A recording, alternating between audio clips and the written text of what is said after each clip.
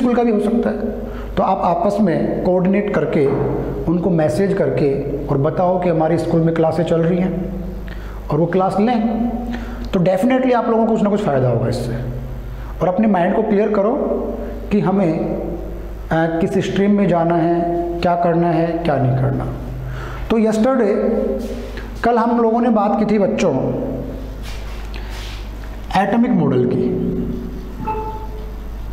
Atomic model,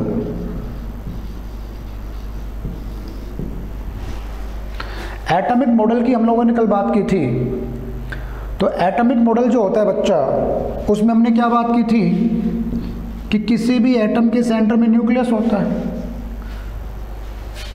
ये centre में nucleus होता है बेटा, और न्यूक्लियस के चारों तरफ सेल प्रेजेंट होता है। क्या प्रेजेंट होता है? सेल। आई होप आप सब बच्चों को पता होगा, और सेल में इलेक्ट्रॉन प्रेजेंट होता है। तो एटॉमिक मॉडल क्या बोलता है बच्चों कि number of electrons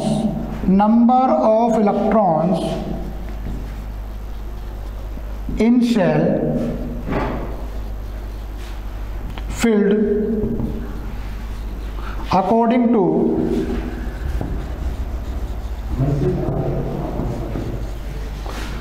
ns 2n square। Clear बच्चों? हम शेल के अंदर इलेक्ट्रॉन को फिल कौन से फॉर्मूले से करते हैं? 2n स्क्वायर के फॉर्मूले से करते हैं। यहाँ पे बेटा n क्या था? Number of shell. क्लियर? ये बात हम लोगों ने कल कर ली थी।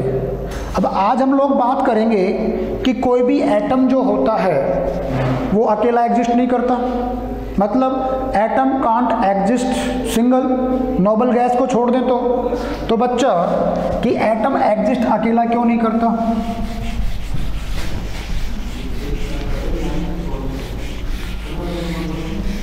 तो समझो बेटा, एटम्स जो होता है, एटम्स वांट स्टेबिलिटी।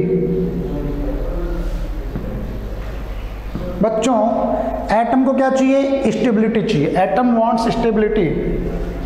और स्टेबिलिटी के लिए क्या करेगा बच्चा? वो फॉरगेट स्टेबिलिटी।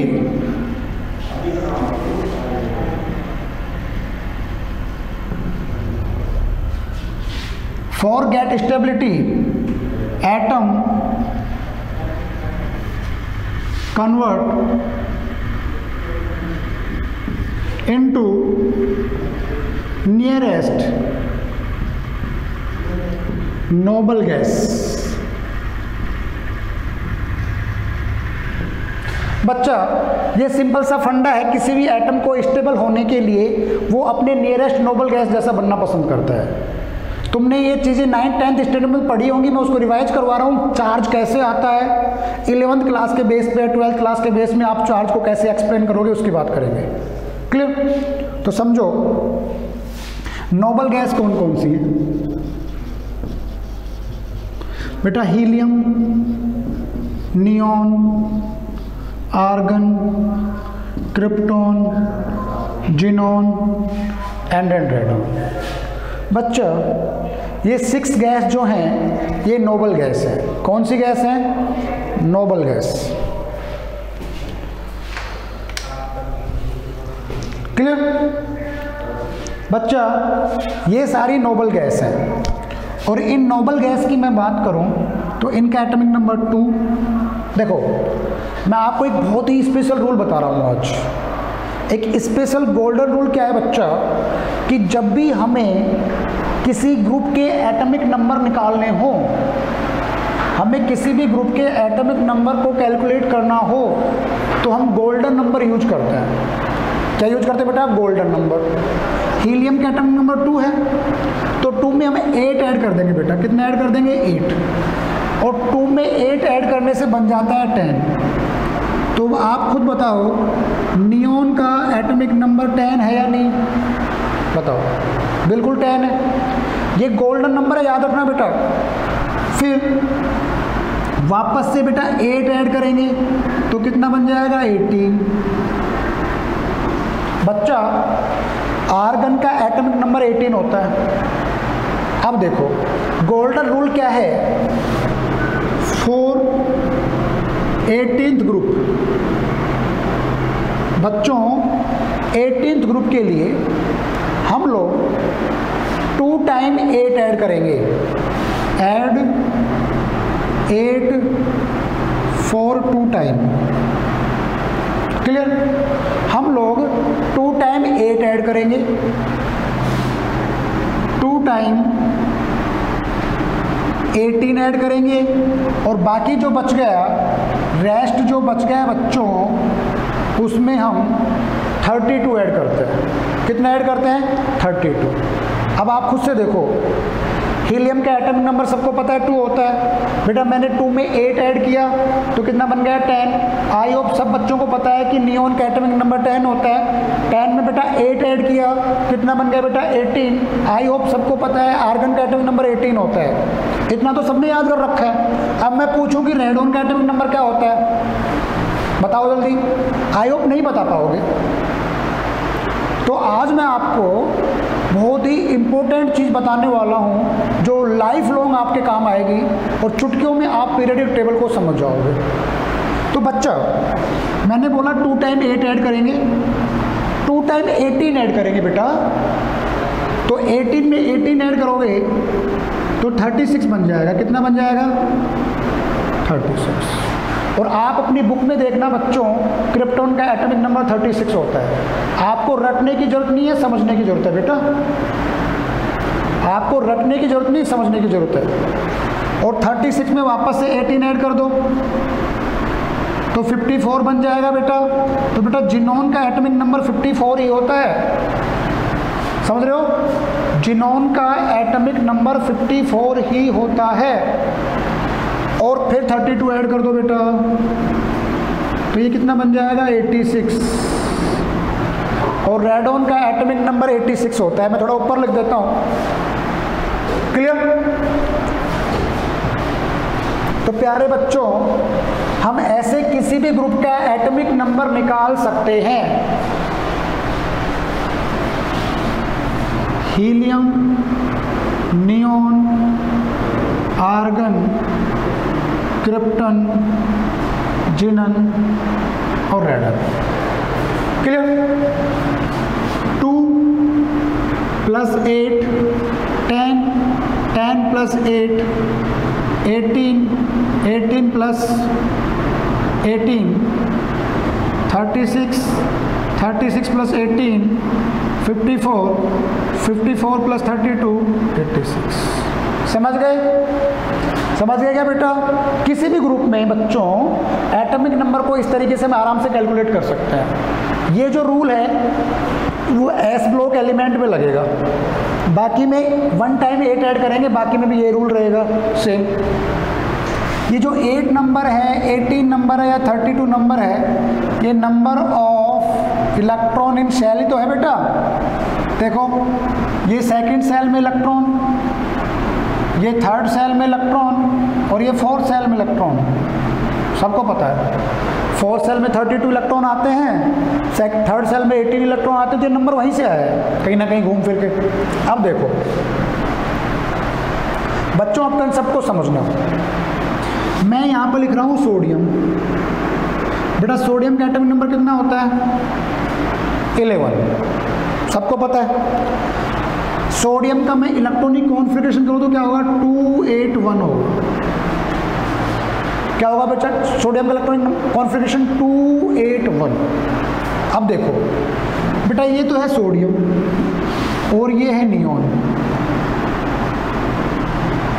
मैंने क्या बताया कि each and every atom wants stability. Her atom को बेटा स्टेबिलिटी चाहिए। क्या चाहिए? स्टेबिलिटी। और स्टेबिलिटी के लिए वो नियरेस्ट नोबल गैस जैसा बनना पसंद करेगा। किसका जैसा बनना पसंद करेगा? Nearest noble gas. मेरे वर्ड पे फोकस करना, नियरेस्ट। तो बच्चा सोडियम के नियरेस्ट बताओ, नियोन है या हीलियम है या आर्गन है? तो सोडियम का एटॉमिक नंबर 11 है और नियोन का एटॉमिक नंबर 10 है। कितना है? 10। तो बच्चों सोडियम का नियरेस्ट नोबल गैस कौन सा हुआ? नियोन हुआ। कौन सा हुआ? नियोन। तो बताओ, सोडियम को नियोन जैसा बनने के लिए इलेक्ट्रॉन डोनेट करना पड़ेगा। क्या डोनेट करना पड़ेगा? इलेक्ट्रॉन। तो बेटा सोडियम एक इलेक्ट्रॉन डोनेट कर देगा, और जब सोडियम एक इलेक्ट्रॉन डोनेट करेगा तो नियोन जैसा बन जाएगा। तो आप लोगों ने छोटी क्लासों में अपनी 10th 9th क्लास में पढ़ी होंगी ये चीज़ें कि a species which donate electron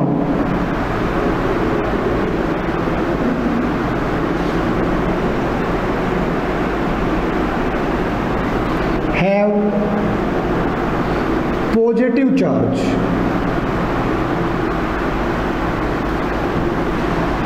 बच्चा, जो स्पीसीज इलेक्ट्रॉन डोनेट करती है उसके ऊपर पॉजिटिव चार्ज आ जाता है।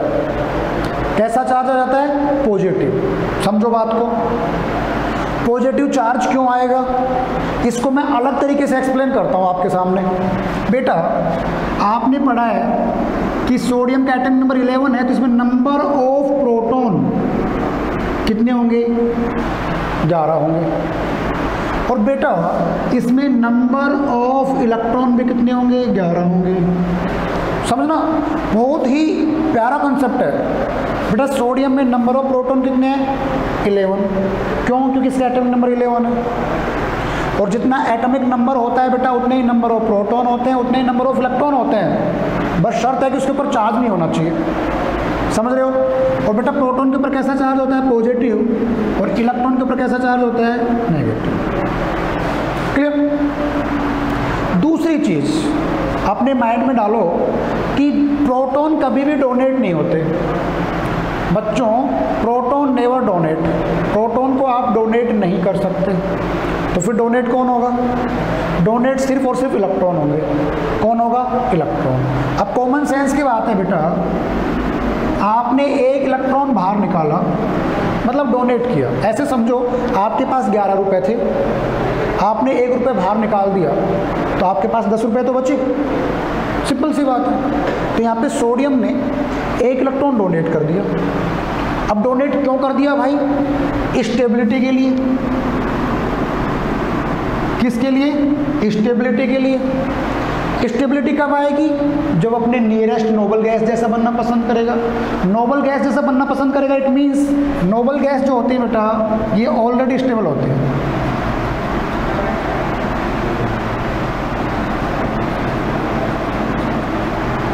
नोबल गैस बच्चों पहले से स्टेबल होती है। अब तुम खुद बताओ, 1 इलेक्ट्रॉन निकल गया तो कितने इलेक्ट्रॉन बचे? 10। अब बेटा इतना बेसिक नॉलेज सबको है, इतना बेसिक सा नॉलेज सबको है बेटा कि प्लस चार्ज 11 और माइनस चार्ज 10। तो प्लस के 11 में से माइनस के 10 को आप लेस करोगे तो क्या बचेगा बताओ? +1 बचेगा ना बेटा। समझ गए क्या कंसेप्ट? तो इस वजह से पॉजिटिव चार्ज आ जाता है। तो इसी चीज को बेटा हम लोग सिंपल वर्ड में क्या बोल देते हैं कि जो स्पीसीज इलेक्ट्रॉन देगी उसके ऊपर पॉजिटिव चार्ज आ जाता है। क्या जाता है? Positive charge. बात समझ में आ गई? और ये जो चार्ज है देखो, Na ने 1 इलेक्ट्रॉन दिया तो ये Na+ बन जाएगा। इसी चार्ज को बेटा हम लोग आगे बॉन्ड बनाने में काम में लेंगे। किस में काम में लेंगे? बॉन्ड बनाने में काम में लेंगे। क्लियर? बात समझ में आ रही है? ऐसे रैंडमली और एग्जांपल देख लो। एक चीज और याद रखो बेटा कि प्रोटॉन कभी भी डोनेट नहीं होते। कौन डोनेट नहीं होता? प्रोटॉन। और लोगों को भी बेटा कनेक्ट करो। जितने ज़्यादा लोग आप होगे उतना हम लोगों को बहुत मजा आएगा पढ़ाने में और तुमको पढ़ने में मजा आएगा। क्लियर? बच्चा मान लो मैं रैंडमली एग्जांपल उठाता हूं एल्यूमिनियम का। बेटा एल्यूमिनियम का एटॉमिक नंबर कितना है? 13। कितना है? 13। अब एल्यूमिनियम का कॉन्फिगरेशन क्या हो जाएगा? 283। आई होप, मैं एक्सपेक्ट करता हूँ कि 10th क्लास पास करके आए हो, तो ये आपको पता होगा मैं क्या लिख रहा हूँ, नंबर ऑफ इलेक्ट्रॉन लिख रहा हूँ। बेटा फर्स्ट सेल में 2 इलेक्ट्रॉन भरते हैं, 8 इलेक्ट्रॉन सेकंड सेल में फिल करते हैं, बच गए जो थर्ड सेल में फिल करते हैं। तो हमारे पास 13 इलेक्ट्रॉन थे, 2 इलेक्ट्रॉन फर्स्ट सेल में, 8 इलेक्ट्रॉन सेकंड सेल में, 8 और 2 कितने हो गए 10, और 3 इलेक्ट्रॉन बच गए वो थर्ड सेल में आ जाएंगे। ये फर्स्ट सेल है, ये सेकंड सेल है और ये थर्ड सेल है। Got it. अब देखो बेटा एल्यूमिनियम के नियरेस्ट नोबल गैस नियोन है या आर्गन है। देखो 10 ज़्यादा नियर होगा 13 क्या 18, बताओ 10 ज़्यादा नियर होगा। तो बेटा एल्यूमिनियम को नियोन जैसा बनना है। एल्यूमिनियम का एटॉमिक नंबर 13, नियोन का एटॉमिक नंबर 10, तो इसको 3 इलेक्ट्रॉन रिलीज करने पड़ेंगे। एल्यूमिनियम 3 इलेक्ट्रॉन क्या कर देगा, रिलीज कर देगा, और 3 इलेक्ट्रॉन रिलीज करेगा तो बताओ एल्यूमिनियम के ऊपर कितना चार्ज आएगा, +3। बात समझ में आई? एल्यूमिनियम के ऊपर +3 चार्ज आएगा। तो जो स्पीसीज जितने इलेक्ट्रॉन रिलीज करती है उतना उसके ऊपर पॉजिटिव चार्ज आ जाता है, जितने गेन करती है उतना नेगेटिव चार्ज आ जाता है। अब गेन का भी एग्जांपल समझो, समझ गए बच्चों?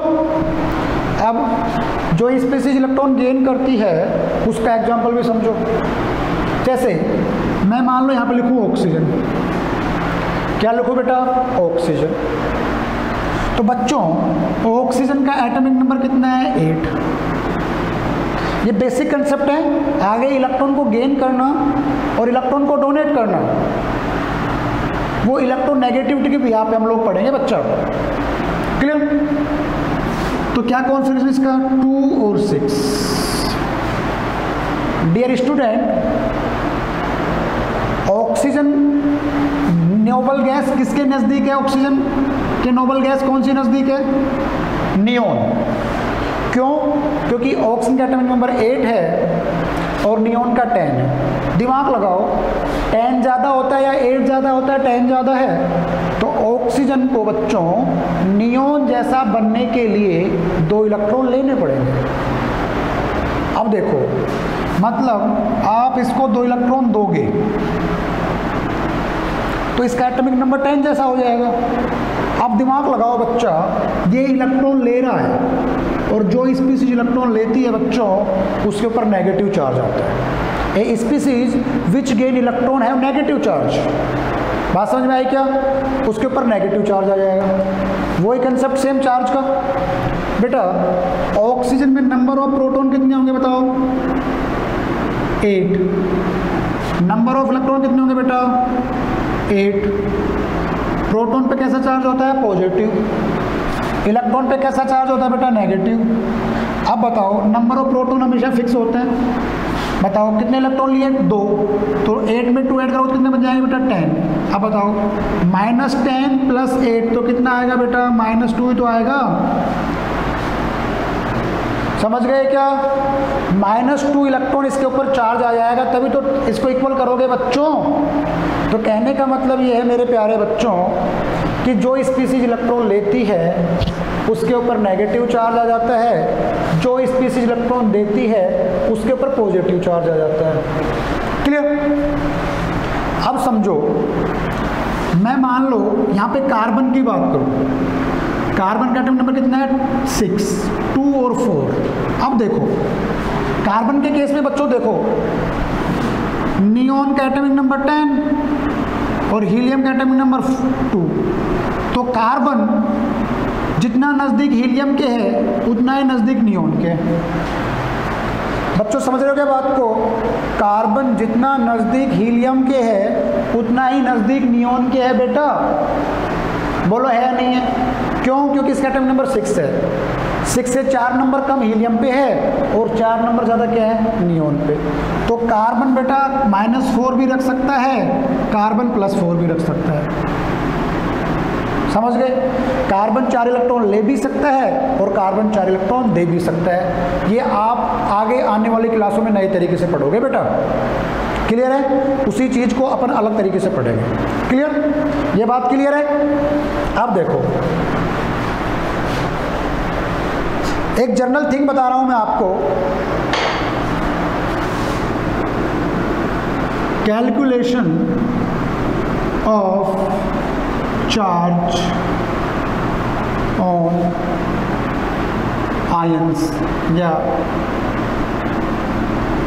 Group of atoms. किसी भी बेटा ग्रुप ऑफ एटम पे चार्ज को कैसे कैलकुलेट करते हैं बच्चा? किसी भी ग्रुप ऑफ एटम पे चार्ज को कैसे कैलकुलेट करते हैं? सिंपल सा लॉजिक है। एक बार बताओ, मैं यहां पे लिखूं बेटा OH, क्या लिख रहा हूं मैं? OH। बिल्कुल सिंपल सा गणित है। एक बार बताओ बच्चों, मैंने यहां पे OH लिखा, बेटा ऑक्सीजन को कितने इलेक्ट्रॉन चाहिए? 2। और हाइड्रोजन कितना इलेक्ट्रॉन दे सकता है? 1। सीधी सी बात है। क्यों? क्योंकि हाइड्रोजन के पास इलेक्ट्रॉन एक होता है, तो 1 इलेक्ट्रॉन देके और बिल्कुल फ्री हो जाएगा। लेकिन बच्चों ऑक्सीजन को कितने इलेक्ट्रॉन चाहिए? 2 इलेक्ट्रॉन चाहिए। तो बेटा एक हाइड्रोजन तो 1 इलेक्ट्रॉन ही दे सकता है, ऑक्सीजन को चाहिए 2 इलेक्ट्रॉन। तो बताओ कितने इलेक्ट्रॉन कम है हमारे पास? 1 इलेक्ट्रॉन कम है। तो बेटा जब किसी स्पीसीज के ऊपर 1 इलेक्ट्रॉन कम होता है तो उस पर हम -1 चार्ज लगा देते हैं। तो ऐसे हम लोग चार्ज को क्रिएट करते हैं और इसको हम बोलते हैं हाइड्रोक्साइड आयन।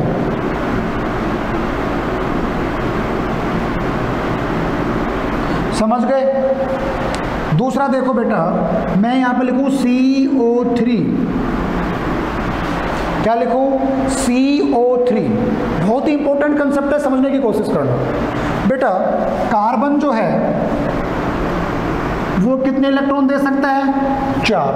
मैंने बोला ना कि कार्बन 4 दे भी सकता है और ले भी सकता है। तो ऑक्सीजन को देने पड़ेंगे इसको, वो भी बताऊंगा आगे क्यों देने पड़ेंगे। अब बेटा कितने ऑक्सीजन है? 3 ऑक्सीजन। बच्चा एक ऑक्सीजन को कितने इलेक्ट्रॉन चाहिए? 2। तो 3 को कितने चाहिए भाई साहब? 6। समझना, टोटल 3 ऑक्सीजन को 6 इलेक्ट्रॉन चाहिए बेटा, सीधा सा हिसाब है। और देने के लिए 4 इलेक्ट्रॉन है, तो कितने इलेक्ट्रॉन कम पड़ रहे हैं? 2। तो बच्चा यहाँ पे -2 चार्ज आ जाएगा।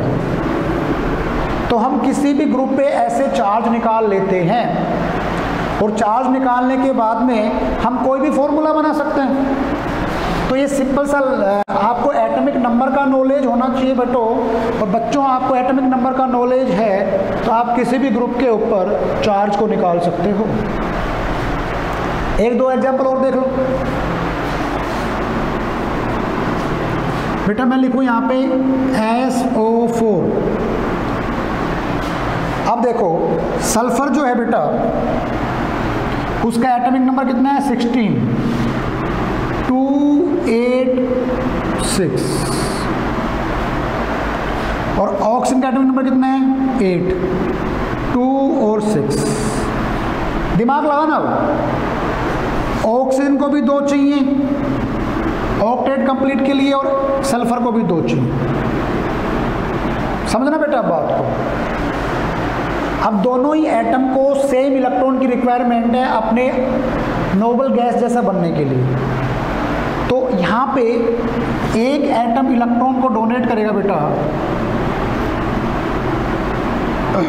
और दूसरा एटम इलेक्ट्रॉन को गेन करेगा।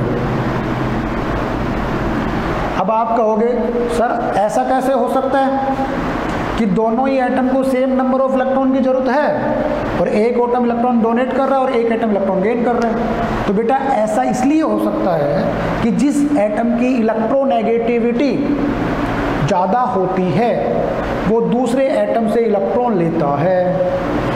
समझ गए क्या?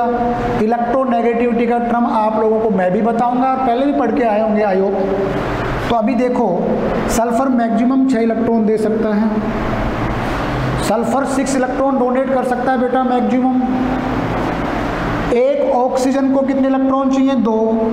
कितने ऑक्सीजन है बेटा? 4। तो टोटल इलेक्ट्रॉन कितने चाहिए बेटा? 8। हमारे पास जो स्पीसीज है वो 6 इलेक्ट्रॉन दे सकती है, हमें चाहिए 8 इलेक्ट्रॉन। तो कितने कम पड़ रहे हैं बेटा? 2 इलेक्ट्रॉन। तो बच्चा यहाँ पे -2 चार्ज आ जाएगा, इसको बोलते हैं हम सल्फेट आयन।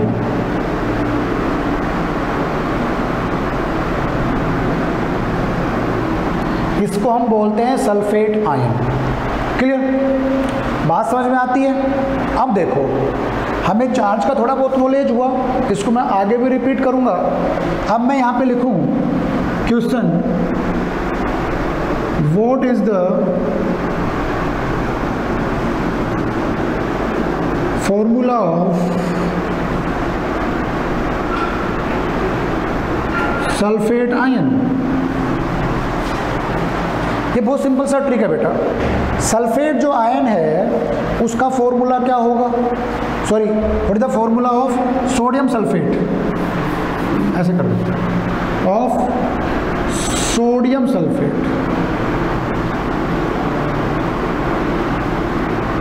बच्चा, सोडियम सल्फेट का फॉर्मूला क्या होगा? तो आपको वैलेंसी का नॉलेज होना चाहिए बच्चा। अभी हमने क्या समझा था थोड़ी देर पहले, सोडियम का सिंबल क्या होता है, Na। सल्फेट का क्या होता है बेटा, SO4। इसके ऊपर कितना चार्ज है बेटा, -2। माइनस यहाँ लगाओ यहाँ लगाओ कोई फर्क नहीं पड़ता, कैसे भी लगा दो। सोडियम के ऊपर +1 चार्ज होता है। कितना चार्ज होता है, +1। प्लस बना दो या 1 लिख दो, एक ही बात है। नहीं लिखोगे तो भी ये 1 चार्ज ही माना जाएगा। अब आप लोगों ने पढ़ा होगा पहले, जब भी फॉर्मूला बनाते हैं बेटा तो आयंस को एक्सचेंज करते हैं बच्चों।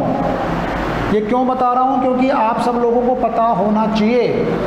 तो यहाँ पे बेटा फॉर्मूला बनेगा Na2SO4। Got it? तो आप लोगों को जब आप 10th पास करके 11th में आ गए हो तो ये छोटी छोटी चीज़ें मगर मोटी मोटी चीज़ें हैं बेटा। ये छोटी हैं मगर मोटी चीज़ें हैं बच्चों। ये दिखने में बहुत छोटी हैं लेकिन काम बहुत आएंगे। तो ये आपको पता होनी चाहिए, ये सारी चीज़ें आपको पता होनी चाहिए बेटा। जब तक ये चीज़ें पता नहीं होंगी आप केमिस्ट्री को अच्छे से नहीं समझ सकते। क्लियर? ये थोड़ा सा मैंने आपको डेमोस्ट्रेशन के फॉर्म में बताया और ये सारी चीज़ें आप लोगों को पता होनी चाहिए। ये सारी चीज़ें आप लोगों को पता होनी चाहिए। क्लियर? अब बहुत ही इंपॉर्टेंट बात कर रहा हूँ बेटा, atomic number.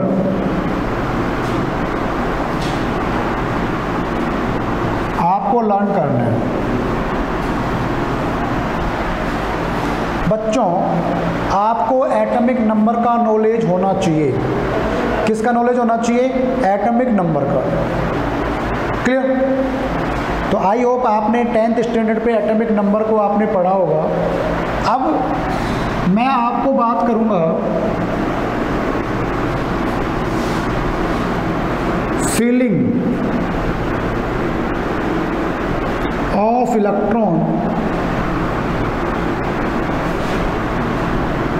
electrons according to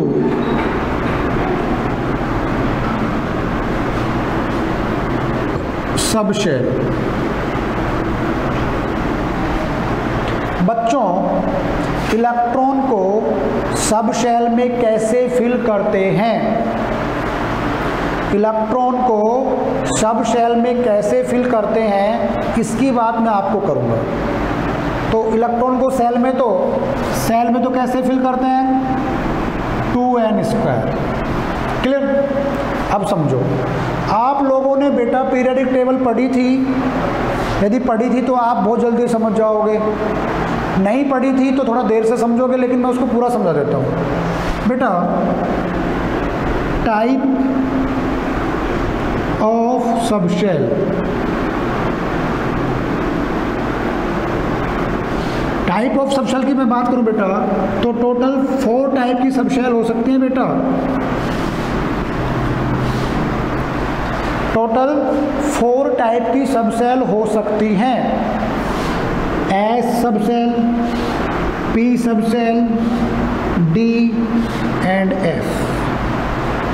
बेटा नोट कर लेना, बहुत काम की चीज बता रहा हूं। नोट इट डाउन, इसको नोट कर लेना बेटा, बहुत काम की चीज बता रहा हूं। स्क्रीनशॉट ले लेना या नोट कर लेना बच्चा। नंबर ऑफ इलेक्ट्रॉन बेटा, S जो सबशेल है बच्चों उसमें नंबर ऑफ इलेक्ट्रॉन फिल करते हैं 2। पी में करते हैं 6, डी में करते हैं 10 और एफ में करते हैं 14। समझ गए?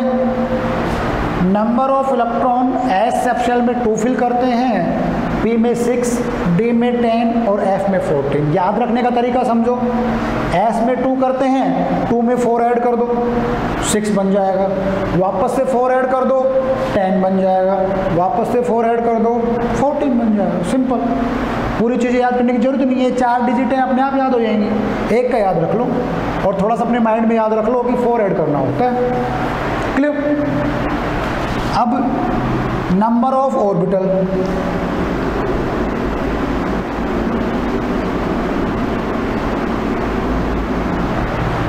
बच्चा नंबर ऑफ ऑर्बिटल क्या होता है वो समझो बेटा। Orbital, 1 orbital have 2 electron, 1 orbital have 2 electrons.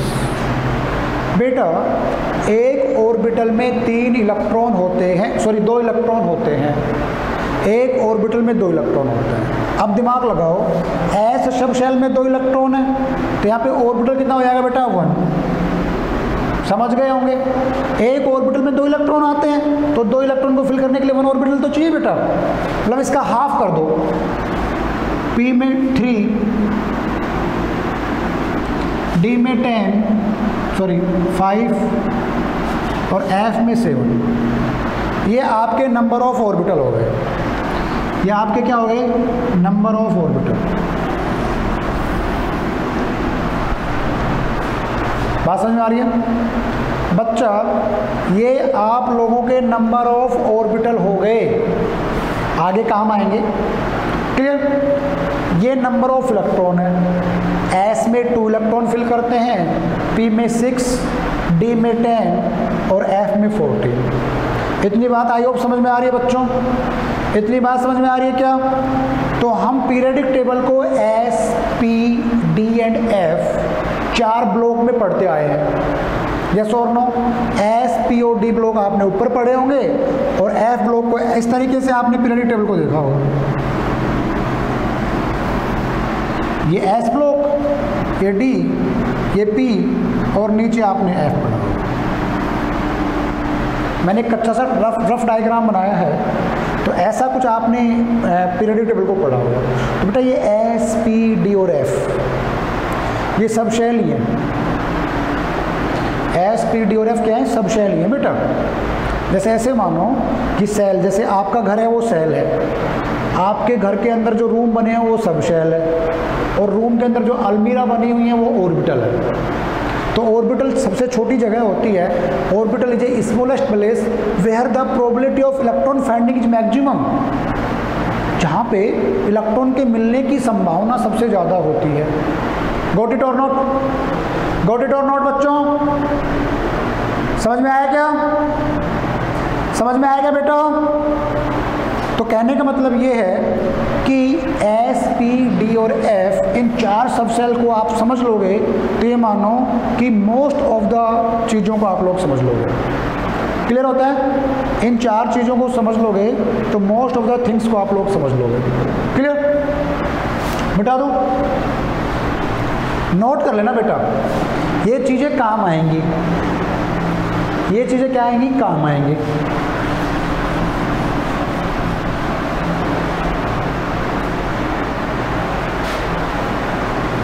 Clear? अब देखो बच्चा, अब मैं बात करूंगा कि इलेक्ट्रॉनिक कॉन्फ़िगरेशन,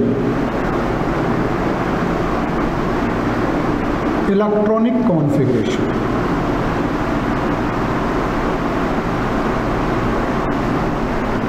क्या होता है? लिख लो,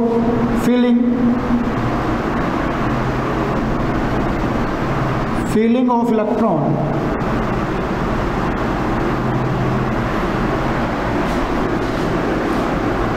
in subshell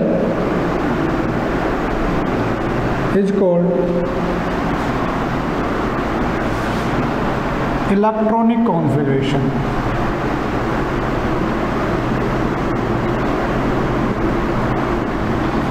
बच्चों, इलेक्ट्रॉन्स को सब शेल में फिल करने को हम क्या बोल देते हैं? इलेक्ट्रॉनिक कॉन्फ़िगरेशन बोल देते हैं। क्या बोल देते हैं बेटा? Electronic configuration. अब देखो, आप लोगों ने क्या पढ़ा वो समझो। आपने ये पढ़ा